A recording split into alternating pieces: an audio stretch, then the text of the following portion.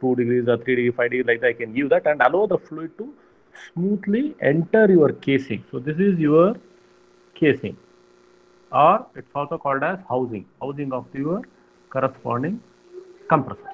And this is your outlet. And whatever this is your outlet, this is your outlet. And now, where is my inlet actually? The inlet is actually at the eye of the impeller. This is called as your inlet. See, the eye of the impeller is usually it's the inlet to any kind of a compressor. Fine, compressor or a pump, whatever it is. And now, if you, what are the advantage of going for a vane diffuser compared to a vaneless diffuser? So whenever I want to deliver the fluid at very high pressures, as I told, maybe a couple of bars, maybe 6 bar or 8 bar, then I will try to go for vane diffuser. So whenever my pressure I need to deliver at maybe slightly little bit lower pressures, maybe 4 bar or 5 bar, something like that, then I will go for vaneless diffuser. So this is the condition. Now, when I look at the diffuser, so I'll see the corresponding side view and its front view. Okay. If I look at the corresponding side view, if this is my tip, this is my hub. Okay. And I do have the corresponding vanes will be something like this. Only I'm drawing only the impeller. So this is the diameter of the hub. I call it as d suffix h, and the outer one I call it as d suffix t. So this is d suffix t, and that is diameter of the tip, and the inner one I call as the hub. So this is my hub, this is the tip. So what will be the area? See, if I try to look at it actually, what is the area actually? Cross-sectional area. It's also very important in case of flow. If the one I'm trying to show in the form of a shade is the area. So its area will be pi by 4 into dt square minus ds square. This is one thing. Now, if I try to look at the same from the side view, so if I try to look at from the side view, assuming the thickness is the same. So this is my width of it actually. So this is my thickness. This is the thickness of the blade, thickness of the blade, and this is the width of the blade. So what will happen if I try to look at it actually, the fluid will be flowing like this. Maybe from, if this is my inlet from the high of the impeller, so it will be, fluid will be flowing. So through this particular thing, it will be inside that particular thing, it will be, you have a certain amount of thickness. That is, sorry, a certain amount of width actually. So what will be the corresponding area? So that area will be pi into corresponding diameter, d into b. If it is at the hub actually, so this will be pi into diameter of the hub into width at the hub, and if it's at the tip actually, this will be pi into d into diameter of the tip and the width at the tip. So most of the times what will happen, you have a common width actually, that is width of the hub and width of the your tip will be same. So I will be taking only the B, but diameters will be different. So your tip diameter is always greater than your hub diameter. So you have this particular thing. So here also I have the corresponding area through which. So at any given point, what is the corresponding discharge? I can write discharge is given by Q is equal to pi into, sorry, Q is equal to, let me write in terms of A. So if I call this as 1, hub as 1 and tip as 2, I can write it as A1 into corresponding VF1. Or similarly, the same discharge will be A2 into VF2. So this, from where we got it? This we get it from flow equation or continuity equation. Okay. Now at any given point for a no whirl condition, at any given point for a no whirl condition, that means if I consider the velocity triangle at the inlet, if I consider the velocity triangle at the inlet, that will consider that. If I draw a velocity triangle at the inlet like this, so this is my velocity, this is my V1, this is my VR1, this is my U1, VW1 is equal to 0, and this is also my VF1. So this is my alpha 1, beta 1. So assuming that I have a no whirl condition, from the velocity triangle for no whirl condition, I can write my VR1 square is equal to your VF1 square or VM1 square plus U1 square. So here my V1 is equal to VF1 because my VW1 is equal to 0. Fine. Now, if I look at the cross-sectional area of this particular thing, what is the discharge? If I look at it, then my equation will be Q is equal to pi by 4 into your corresponding d tip square minus d hub square into corresponding VF. Okay. Now, so VF1 is equal to VF2 if I go by that logic. Then your corresponding VF will be, I can put in terms of VF1 is equal to V1. I can put in terms of V1 also. So if I take this one here, also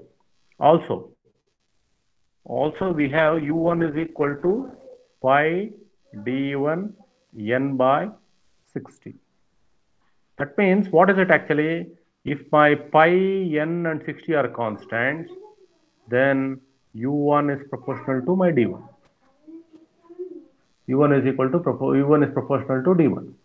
So what is it actually?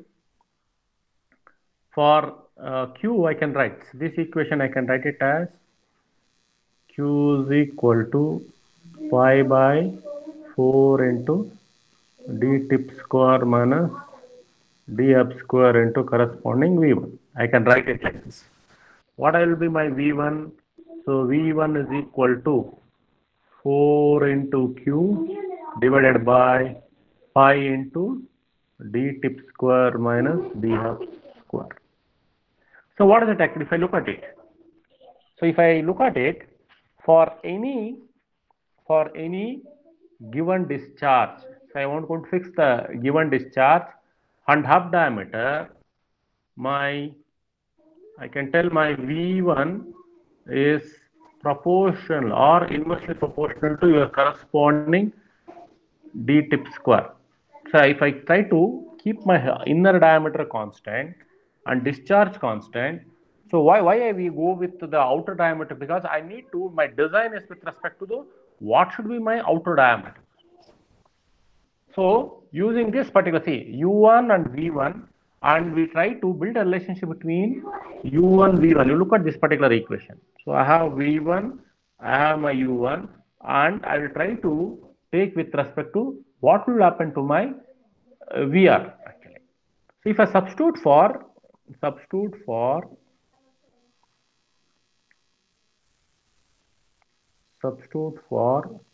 V1 U1 in VR1 equation, what I'm going to get actually, I'm going to get my VR1 square is equal to 4Q divided by pi into diameter of the tip square, diameter of the hub square, this is whole square, plus pi d1 n divided by 60 square. Now what is it actually? I need to optimize this. So if you try to look at this particular thing, I need to optimize this VR, or I need to optimize the corresponding VR. How can I do that actually? Now, if I try to plot like this, if I try to take a plot like this where I have my corresponding tip diameter on my x-axis and BR1 on y-axis. So now I will try to optimize this and try to see for different values of D1. For different values of D1, if I try to do that, so I'll be getting something like this. I'll be getting a minimum VR. So this is my a minimum value of VR. See, at any given point, see this is if I try to do this, this is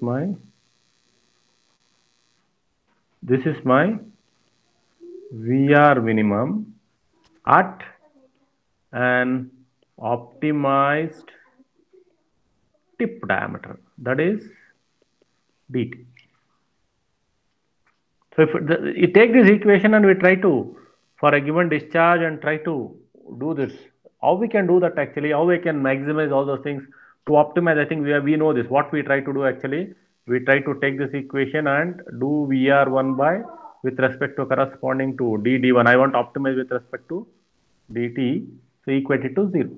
Either I can do that mathematically, I can do that one way, differentiate this VR with respect to dt and equate it to 0 and find what is the value of VR. So at the given value of dt, at the minimum value of dt, what is the corresponding VR? Or that is one option. Or second option is this is mathematically, or the second option is I can plot VR versus dt and try to get the value of this thing. So one will be something like mathematically, other will be getting it graphically. So what is the advantage of it actually? The advantage of it actually, now if you look at the inlet velocity triangle, if you look at the inlet velocity triangle, if I call it as A, B, C, I am trying to optimize my VR. See, when I try to optimize my VR, so I'll be able to fix my beta. See, indirectly, for an optimized value of this thing and for an optimized value or minimum value of VR1, I'll be able to fix my corresponding beta 1. Okay, because my U1 is fixed. See, for the given value of U1, D1, that is hub diameter, and for a given your absolute velocity V1, I'll be getting my VR, and VR will have an impact on your beta 1. As I told, maybe in the previous class I was telling you, how my beta will play an important role. I will go to the corresponding plot and show you how that beta. Yeah, look at this effect of inlet angle beta. See, when I try to have a lower beta, what will happen? See, when I try to have a lower beta, V1 will be greater than your U1. At 45 degrees, your V1 will be equal to U1. And at a point where your V1 is less than U1, it will be, so I can, by optimizing that VR, I'll be able to achieve the required velocity triangle, which will be suitable for that particular application, for that given discharge, or getting for that given discharge, for that given speed. So this is, I'm trying to fix that value. Indirectly, I'm going to calculate that value of VR and try to design my corresponding compressors. That's how it is done. Okay. Now, sometimes we need to look at the width of the impeller. So we need to calculate. This is about your VR, how I can calculate the VR, how I can optimize it and this thing. And the second thing is, at any given point, as I told that, so we have the tip, something like this, and we have the hub, fine. So we have the hub, we have the tip, and we do have the blade like this. So there can be, depending upon the design, I can have a number of blades. Now, these blades will have certain amount of thickness. Okay. There are cases where we try to, when we are designing, we try to neglect the thickness of the blade. Sometimes we have to consider the thickness of the blades, depending upon the number of blades. Fine. Suppose if I take, there are small n number of blades. So here if I look at it, so 7 blades are there. Fine. I have 7 blades. So 7 into thickness of the blade. Say thickness of the blades is 2 mm. That is 2 into 10 to the power of minus 3 meters. So 7 into 2 into 10 to the power of minus 3. That is the area of that particular thing. So when I have this kind of thing, so I may have to, sometimes I may have to calculate the width of the impeller, the width of the impeller. So we sometimes they call it width of the impeller channel. So as already told, Q is equal to your A1 into VF1 or V1 is also equal to A2 into VF2. Let's go with VF1 or A1. So I can write, so this I can write it as pi into D1 into corresponding B1 into V1. So this is my discharge. Or I can write my width B1 is equal to Q divided by pi into D1 into VF1. Now, if there are n blades, for n blades with T thickness, then what will happen to your corresponding width? Actually, then your discharge will be equation will be given by pi into d1 minus n into thickness into corresponding b1 into corresponding flow rate. Then my b1 is given by discharge divided by pi into d1 minus n into T into V1 into VF1. So I can use the same thing for exit also. So these are the inlet. So at exit, this will be B2 is equal to Q divided by pi D2 into VF2, or B2 is equal with thickness, it will be Q divided by pi D2 minus N into this thing into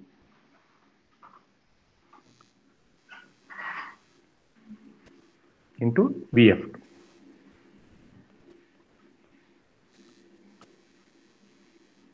Into VF2.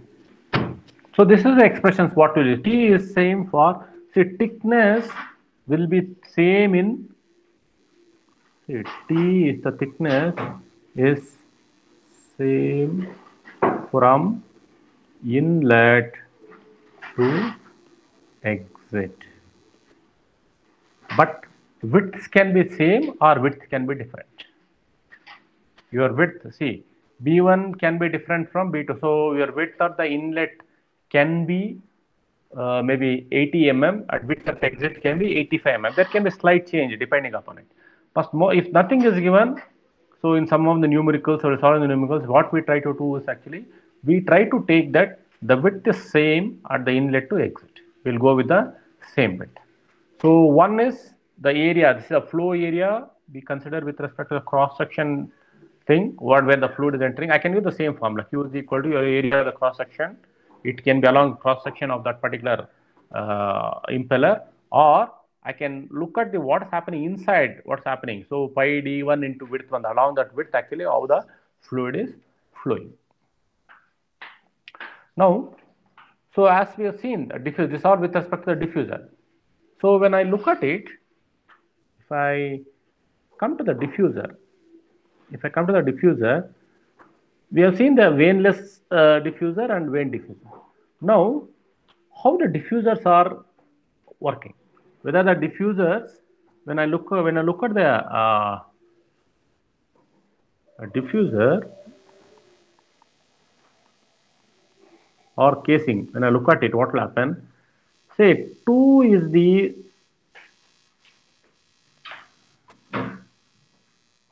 if I consider 2 is the 1 is the inlet to the impeller, 2 is the exit of the impeller, and 3 is the exit of the diffuser. So what is it? If I come over here, 1 is the inlet, fine. I look at it. So 1 is the inlet here, and 2 is the exit of the impeller, and 3 is the exit of the diffuser. So this is the diffuser. So diffuser acts as diffuser is nothing but your casing. Now, when I look at the diffuser,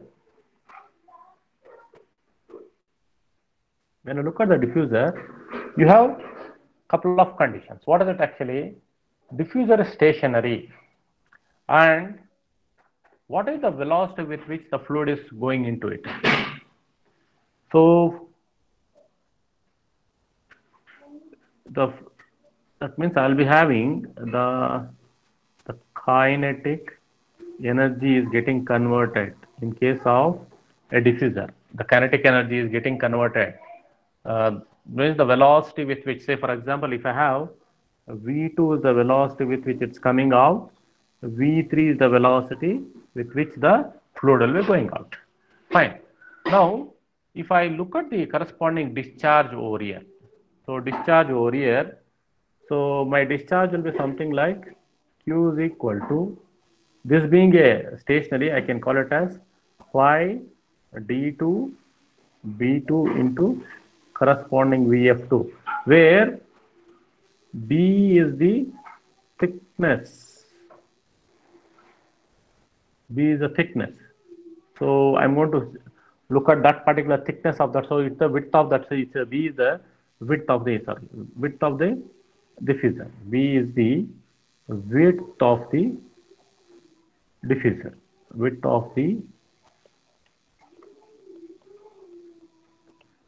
B is the width of the diffuser. So B2 is the width at the entry to the diffuser, and similarly I can write phi D3 B3 into VF3. So where B3 is the width at the exit of the diffuser. Okay. So let me call this as some equation number 1. Suppose in this case we have something like if our width may be equal, if my B2 is equal to B3, if B2 is equal to B3, B2 is equal to B3, then what will happen? Your discharge, I can write it as Q is equal to, or I can write it as pi d B into VF2 is equal to pi D3 into B into VF3. So now, what is your D actually? D is nothing but I can write in terms of radius also, 2 times the corresponding radius. So I can write in terms of radius. So the same equation I can write it as 2 pi R2 into D2 into VF2 is equal to 2 pi R3 into V3 into VF3. This is my discharge. So if my bit width is constant, I can replace B2 by B3. So if that's the case, then what I can write, if B2 is equal to B3, then if I equate it, what will happen? I will be getting 2 pi R2 into, so B2 into VF2 is equal to 2 into pi 3 into R3 into B3 into VF3. So 2 pi just goes off, and your P2 and B3 are the same. I will be ending with your R2 into VF2 is equal to R3 into VF3. See, this is valid only for V2 is equal to B3. Only that condition. Now, this, if I call this equation number 2, let me call this as equation number 2.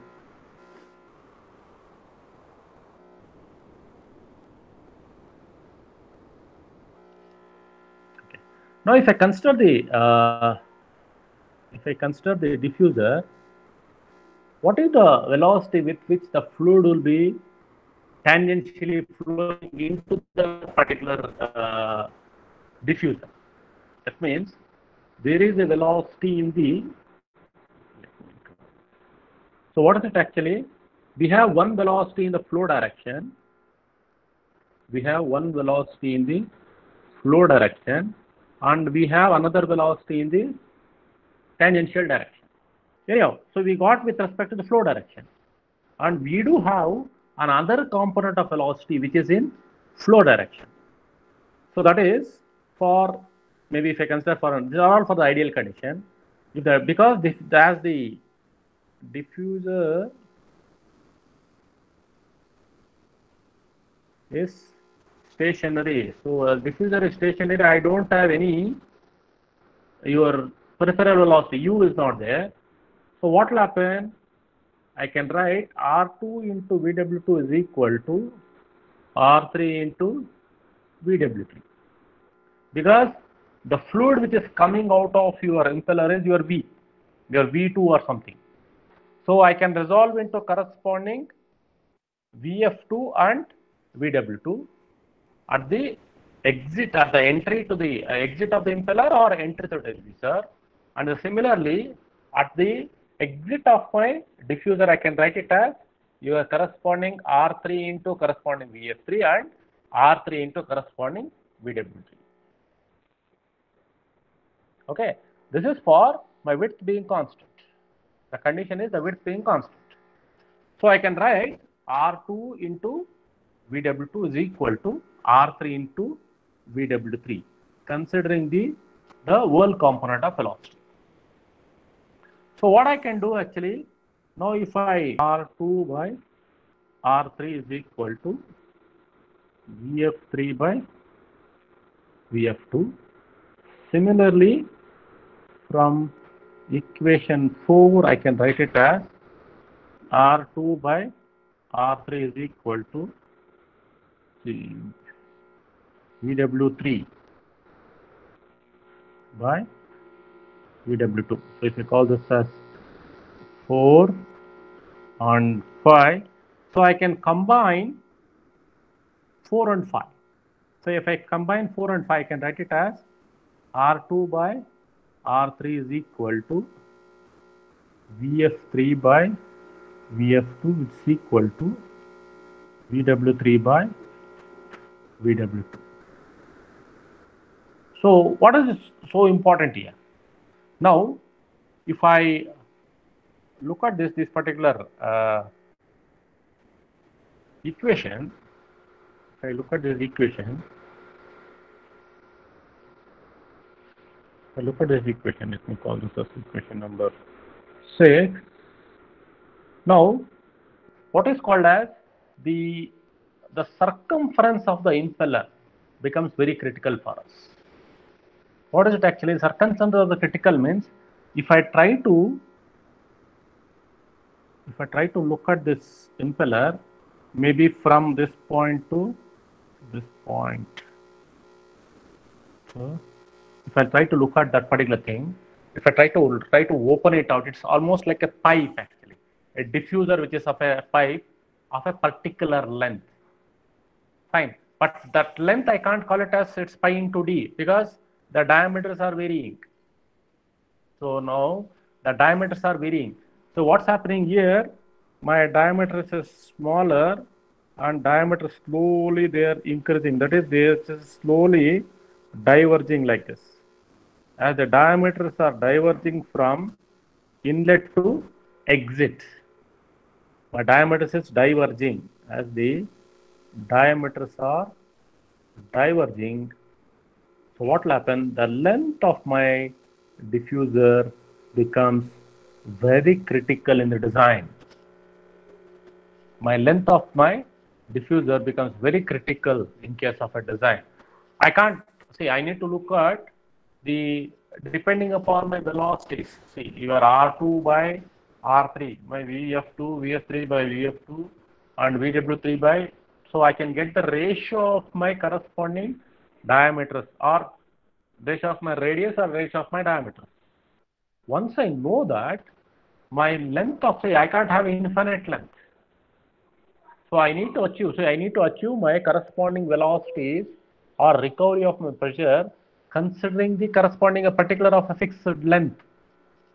So when designing, the length of the diffuser becomes very critical. Can write it. Anyhow, we are not calculating any length over here, but still, when designing the compressor or designing the diffuser, length of the diffuser becomes critical, as the length is, so length depends on, see, as this being a diverging from a particular diameter, lower diameter of D2 to a bigger diameter of D3. So D2 and D3, once if I'm able to fix it, so I should able to design it in such a way. So now if it is a vane diffuser, if it is a vaneless diffuser, the length may vary. Because if you look at the vane diffuser and vaneless diffuser, let me come back to it. If it is a vane diffuser, I have to accommodate the vanes. I may have to have a bigger diameter at the inlet because I am handling a higher pressure. So now, as I told, this diameter inner, that is diameter at the inlet to the diffuser, the diameter at the exit of the diffuser, they are very critical. And we are trying to build a relationship with the corresponding flow velocities and wall velocities. And this is directly becomes a calculation, or directly becomes a factor through which I can calculate the length of the diffuser. Length of the diffuser has to be calculated. Fine. So this is about your diffusers. If you have any doubts, you can ask.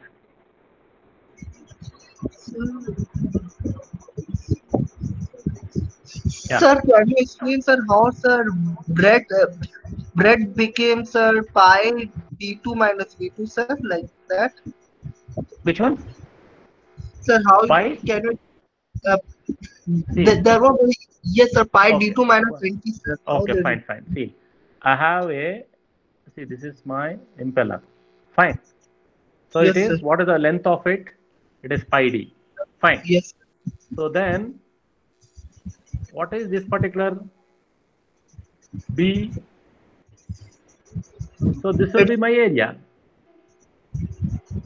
Okay, sir. So, yes. So, this is my area. Yes. That will become one of the area of the flow. Now, if suppose this is different from what is at the hub, then I'll go with pi d1 b1 and I will go with pi d2 b2. That's it. Simple calculation. You should have done, yeah, that's it. This is the thickness. Which one? Thickness, see, along the cross section, see. Okay. Tell me. See, if I take the cross section area, this is my hub actually. Then I have thickness. See, I have so many blades like this. Okay. Then, and see, if nothing is given, what I will do actually? Simply I will go with pi dt square minus pi ds square by 4. Fine. Assuming that thickness is neglected. See, this is thickness is neglected. But if I consider the thickness, what will happen? I have to consider the number of blades and its thickness. Fine. Yes, sir. So if this is, I need to consider over here. Okay, fine. Sir. This is just in the what is happening over here. But this thickness will come very important when I go into my flow. When I go into this particular flow here, I need to consider the thickness. Got it? Yes, sir. Any further clarifications? Sir, in the derivation for diffuser, you have considered areas 2 pi r. Yes. So why not pi d square by 4, sir? In equation. Pi d square before already I have told. No. Pi d square before already I have told. No, that's only cross section area to optimize your VR. That's it. Flow is happening. See, as I told. See, this is my the side view of the impeller, the flow, I'm looking at the flow. Okay. So the flow in this direction, or it can be from left to right or right to left, depends upon whether compressor or turbine. So the flow in the direction, I need to consider that particular flow area. Flow area becomes very, very important for me. That's why I'll go with corresponding pi into d, that is corresponding either a hub diameter or a tape diameter into its corresponding thickness. Is that clear? Yes, sir. Okay, fine. Okay. If doubts are clear, then we'll go to the last topic in the centrifugal compressor, which is... Excuse me, sir. You have considered the flow velocity and inlet and outlet are different, right? Yes. Then what if the flow velocity in inlet and outlet is same? Then VF1 will be equal to VF2. Yeah, but how will all these change? Nothing in the equation. See, say for example, I am trying to calculate the corresponding width of the impeller. My flow velocity, see, what is this flow velocity? This is mainly because of the friction. So if the flow velocity reduces and if there is no friction, ideal condition, then my width B1 and B2 may be different. B1 and B2, if the friction VF1 and VF2s are not common or not same, then definitely my widths will be different. Say my width at the hub will be maybe around 80 mm, and width at the exit maybe it is slightly lower than this, it may be 80, 75 mm. So your corresponding dimensions will be different depending upon your flow parameters. These are different conditions which we consider to design the corresponding compressor or whatever it may be. Oh, okay, sir. Thank you, sir. Ideal condition is VF1 is equal to VF2. If there is a friction or something, then definitely, see, actually speaking, in actual conditions, VF1 and VF2 can never be the same. VF2, that is flow at the exit, is always less compared to the flow at the inlet. Mm. Is that clear? Yes, sir. Okay, fine. So we'll go to the next topic, what is called as surging and choking in compressors. Surging and choking in compressors. What is it?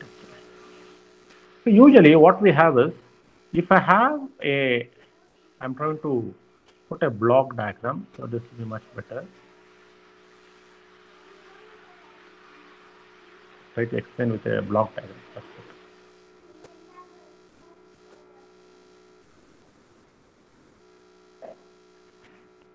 If I have a block diagram, something like this.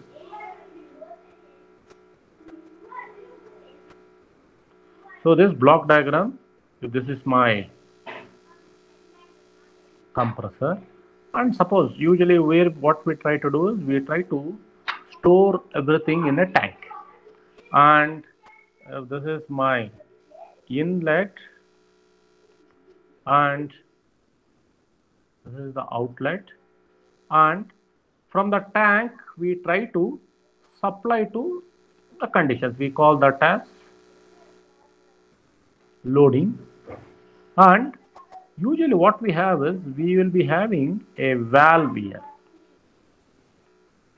Usually at the exit of my compressor, you might have seen that there will be one pressure gauge, and just before your valve, you will be having a pressure gauge, and you will be having a valve and pressure gauge. What is the purpose of this valve? See, the valve is used to control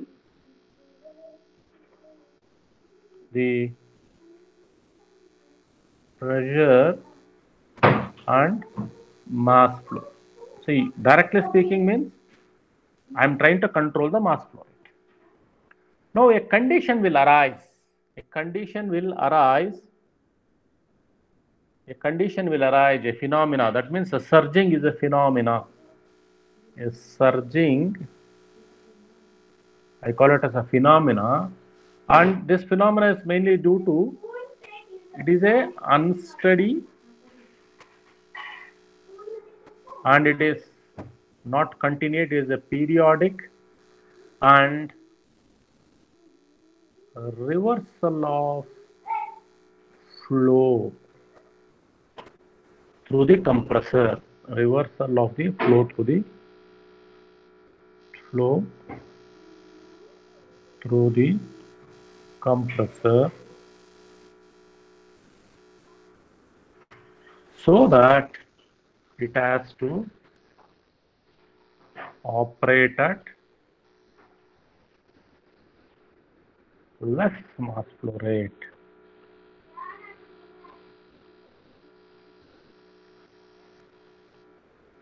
Than the predetermined value. Than the designed or predetermined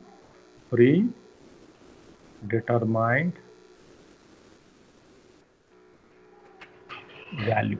Fine. What is it actually?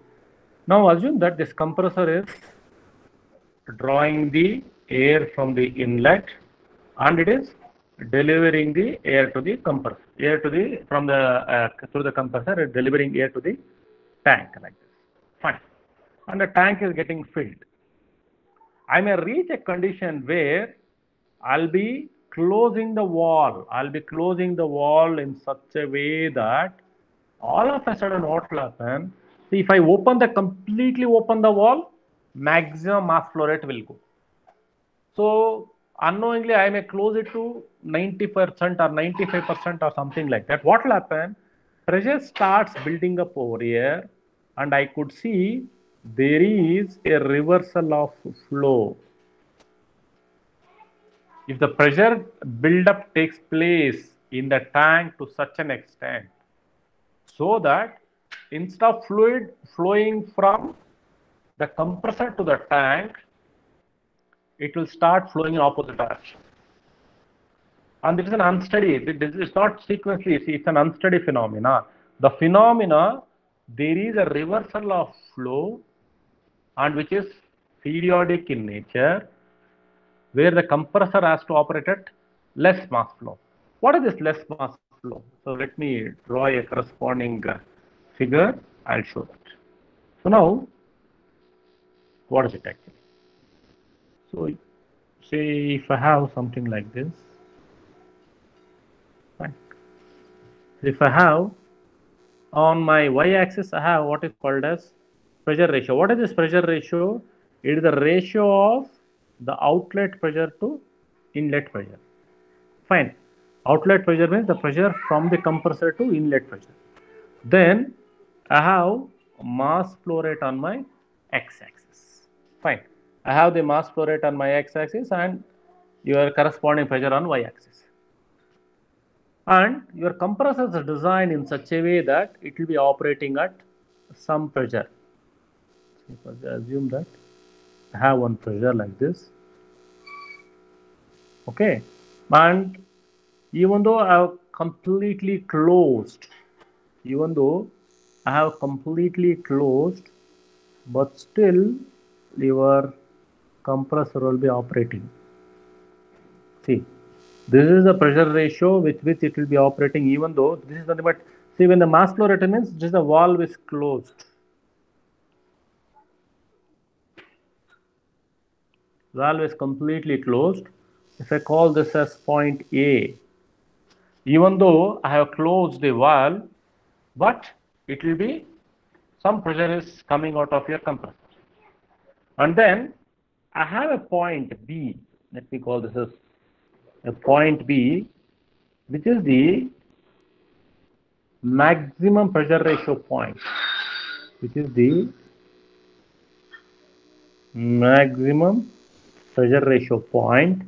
and if I try to draw a corresponding vertical line to this, fine. So what is it actually? This is where you have your minimum mass flow. That is not zero. Fine. And this region, see what will happen at any given point. That means if this is where I say, if I try to close my wall beyond this point, see, this is nothing but this is something like Lakshman Rekha point. Actually, I should not close my wall beyond this mass minimum. So what phenomena is going to happen? I could see there will be a drop in the pressure. So whenever a drop in the pressure means there is a reversal of flow. Instead of fluid coming out of the compressor, it will start going into the compressor and it will damage your veins. And this is purely unstable. This is surging is unstable. That doesn't mean that I can completely open the valve to maximum whatever you want. So you have a condition where, see, I have a point where, say for example, I have one more point over here, one more point over here. So this is the maximum. So I can go to this particular point where your fluid will be delivering. And if I keep going up to this, so if I go up to this particular point where it is completely open, what is the pressure here? The pressure is 0. This is the theoretical, this I call it as theoretical maximum flow point, which is doesn't exist. So this is the theoretical maximum flow point. Fine. But what will happen? I can open my, see, this is my N max actually. If I call this as N max, I can reach a point, still I'll be delivering at particular pressure. See, this is the pressure with which I'll be delivering. I can deliver the maximum mass flow point. See, this I call it as maximum mass flow. I keep delivering maximum mass flow, which I can delivering maintaining certain pressure. Any point between this thing. So if I call, see, after B, I can have C, I can have D, I can have E, I can have F, I can have G, and if I call this as H. So I can have any point, working point between your B and H. So this is your, I call it as operating range. Operating range, or we can call it as this is a stable operation. Once I reach this maximum thing, this is nothing but maximum mass flow rate. Anything beyond this is called as choking. So I'm going to reach the maximum mass flow at a given point. So maybe you might have heard of, in case of a nozzle, it happens. Nozzle, if I have a CD nozzle, at the throat, at the maximum Mach number, so mass flow will be maximum. When Mach number is equal to 1, I'll be getting the maximum mass flow. It's very similar to that actually. I could see that whenever I have the maximum mass flow rate from the compressor, it's nothing but it is choked. It's a choked flow. I can't go beyond that. That's the maximum that can happen or that can occur. So it's a theoretical. See, I can have a theoretical mass flow rate, which is, it's not at all possible, because that will lead to what is called as pressure ratio almost becoming 0. So choking is nothing but it is the maximum mass flow rate point at which can be delivered from the compressor. At the same time, I have something called as a minimum mass flow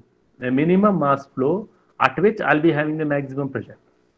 So I do have a maximum pressure and I do have a corresponding minimum pressure. Between these 2 points, my compressor can work. So at any given point, if I try to go beyond these 2 points, it may lead to, so one will lead to definitely surging. So if I close my valve beyond my minimum mass flow rate, what will happen? The pressure will start dropping and there is a reversal of flow. The flow will reverse in the direction and I may lead into a phenomenon what is called as a surging. On other side, I will get a maximum mass flow. I'll get into a point what is called as your choking.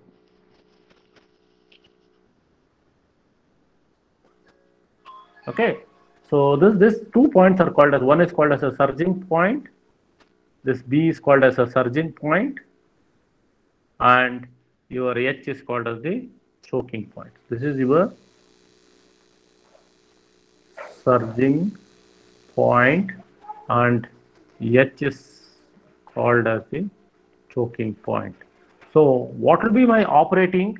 My operating point is between your B and H. So all my compressors have to work in between your surging and choking. Is it only, see, this is for a one particular speed. What I told, what I drawn this is for a one particular speed. So now I can have a similar kind of, see, if I take same compressor and try to draw a similar curve for a different speed, I may get like this. This is for a different speed. If I take for a different thing, so this is the curve I'm going to get. So what will happen? So for the same compressor, see, my peak points are different. See, my peak points are different like this. Fine. So if I try to draw a line through these points, all my peak points for that particular compressor, this is called as surge line, or few books they call it as load line or loading line. Fine. And the peak pressure is called as design point. Fine. For each, if I take a one particular compressor, that's what they try to do a lot of experiments. So maybe if I call this as N1, this as some N2, this as N3. So N1 can be some 3600 RPM, N2 can be 3000 RPM, N3 something around 2500 RPM. For different speeds. So maybe if what we try to do is, if you are purchasing a compressor, this will be curve. This curve will be given. Surging, this curves will be generated, and these are called as characteristic curves of the compressor. This will be given, and through this, I can find the corresponding design point, and what will be the operating point of your operating region of your compressor can be easily found actually. So surging line or surging point and the choking point. So surging line is all the points which is joining your design points for different speeds for a given compressor. This is for the same compressor. This is for N1, N2, N3. What are the three speeds I have shown? No, this is for the same compressor operating at different speeds, and all are design points. What I showed, no, all are design points. I am trying to join all the design points and see that at any given point, my compressor doesn't fall below this particular thing. And one particular thing, as I reduce my speed, you can see that as I reduce my speed, this M minimum is moved to the left hand side. It is very steep. It's a very steep curve. It's not flat actually. It's a steep curve. Okay, fine. So we'll stop here and we'll try to take up numericals in the Monday's class. So if you have any doubts, we can